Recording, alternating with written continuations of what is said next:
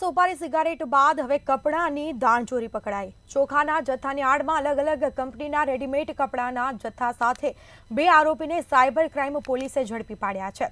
અલગ અલગ કંપનીના જીન્સ સ્વેટરના ખોટા બિલ બનાવી ટેક્સ ચોરી કરી બિલનો ખરા તરીકે ઉપયોગ કરી હરિયાણાથી ગાંધીધામ ખાતે પહોંચાડવામાં આવી રહ્યા હતા અને કુલ 2 લાખ રૂપિયાના 2000 કિલો કપડાના કુલ 80 બોરા પકડાયા છે અને ઉપરાંત ચોખાના કુલ 1000 કટ્ટાની આડમાં કપડા લઈ જવામાં આવી રહ્યા હતા।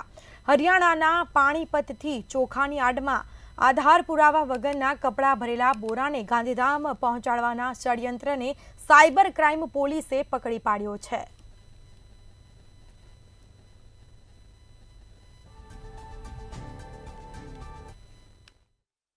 આ મુદ્દામાલ ચોરી કે છળ કપટનો હોય એવું જણાઈ આવતા આ કપડાના બોરા નંગ 80 કે જેનો આશરે વજન 2000 કિલો અને એની કિંમત આશરે 2 લાખ રૂપિયા અને એની સાથે ટ્રેલર કે જેની આશરે કિંમત 20 લાખ રૂપિયા એમ ગણી કુલ 22 લાખ રૂપિયાનો મુદ્દામાલ BNSની કલમ 106 મુજબ કબજે લેવામાં આવેલ।